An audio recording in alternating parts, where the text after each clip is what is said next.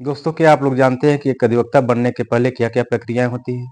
सबसे पहले तो वह किसी लॉ कॉलेज से या यूनिवर्सिटी से वह लॉ की डिग्री प्राप्त करता है। लॉ की डिग्री प्राप्त करने के बाद स्टेट बार काउंसिल में रजिस्टर्ड होने के लिए फॉर्म भरता है। वो फॉर्म वहाँ जमा करने के बाद उसका सत्यापन होता है, वेरिफिकेशन होता है। पुलिस वेरिफिकेशन होने के बाद यह देखा जाता है कि क्या वह किसी कॉग्निजेबल ऑफेंस में उसके ऊपर मुकदमा तो नहीं चल रहा है।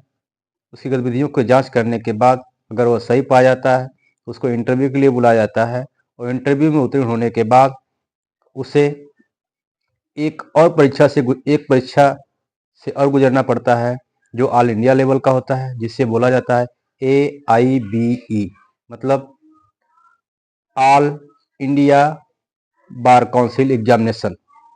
यह भी एग्जामिनेशन पास करने के बाद उसे एक लाइसेंस मिल जाता है जिसे COP कहा जाता है, सर्टिफिकेट ऑफ प्रैक्टिस।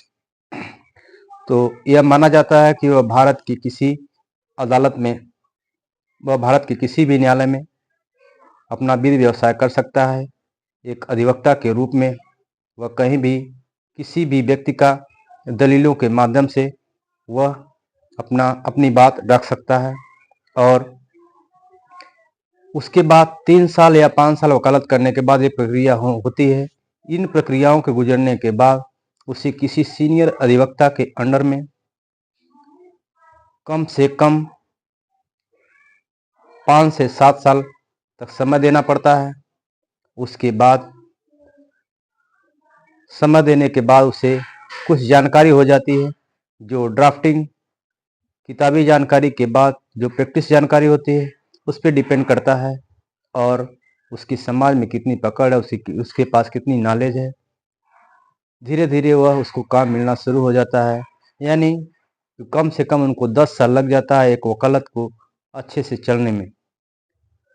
तो दोस्तों, एक अधिवक्ता बनने के लिए बहुत ही संघर्ष करना पड़ता है। संघर्ष बहुत चीज़ों से होकर गुजरना पड़ता है, बहुत ही कठिनाइयों का सामना करना पड़ता है, क्योंकि कचहरी तो जूनियर रोज जाता है, लेकिन किसी सीनियर के अंडर में जब वह वकालत करना शुरू करता है तो सीनियर कभी उसे 100 रुपया देते हैं, कभी 50 रुपया देते हैं, कभी 1 रुपया भी नहीं देते हैं। तो वह सीनियर के ऊपर डिपेंड करता है कि उसके पास कितना काम है। वकालत ऐसी चीज़ है, कभी पैसा मिलता है, कभी नहीं भी मिलता है। तो जूनियरशिप में जो जूनियर प्रैक्टिस करने जाते हैं, सीखने जाते हैं वकालत को, तो उनका मन हताश हो उठता है। कभी जाने का मन करता है, कभी नहीं जाने का मन करता है। महीने में कभी एक आध केस मिल गई, 2-4 हज़ार रुपये मिल जाता है तो मन मोटिवेट हो जाता है कि चलिए अगले महीने फिर कोई नया काम आएगा।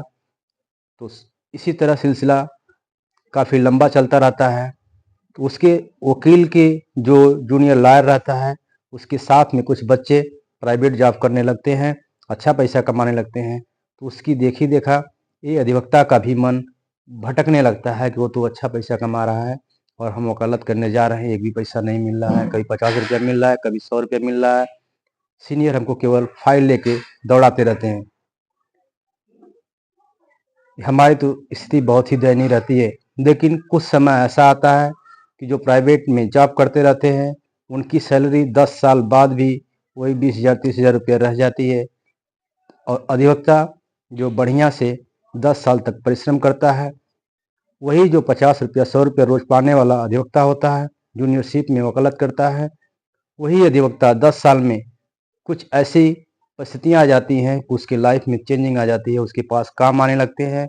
वो अधिवक्ता किसी दिन 10 साल बाद सीनियर हो जाता है। सीनियर होने के बाद उसके पास काम भी आने लगते हैं। वो महीने का भी 1-1 लाख रुपया कमा लेता है और एक दिन में भी 10-20 हज़ार रुपया कमा लेता है। कुल मिला जुला के लाख, 1.5 लाख, 2 लाख, 3 लाख, किसी महीने 5 लाख भी कमा लेता है। तो उसको बहुत खुशी होती है कि मैं प्राइवेट जॉब करने नहीं गया, अपना पेशा वकालत धैर्य के साथ सीखा, इसलिए आज मैं सक्सेस हूँ। और जो लोग प्राइवेट जॉब करते थे पहले वो लोग हंसी उड़ाते थे, लेकिन आज वो लोग किसी मैटर में फंसते हैं तो खुद हमारे पास आते हैं। तो हमें अपने वकालत पर गर्व है हमने ज़रूर समय दिया वकालत पेशे में, लेकिन धैर्य और शालीनता के साथ मैंने नियम कानून को जाना, समझा, उनकी बारीकियों को जाना। माननीय न्यायालय, माननीय सुप्रीम कोर्ट, माननीय उच्च न्यायालय के जो जजमेंट निर्णय हैं उनको उसको बखूबी पढ़ा, उसका अध्ययन किया, उसकी बारीकियों को समझा, किताबी ज्ञान को समझा और प्रैक्टिकली नॉलेज को समझा, तब जाके मैं एक निपुण परिपक्व अधिवक्ता हुआ। आज मुझे अपने वकालत पर गर्व है। जय हिंद, जय भारत दोस्तों।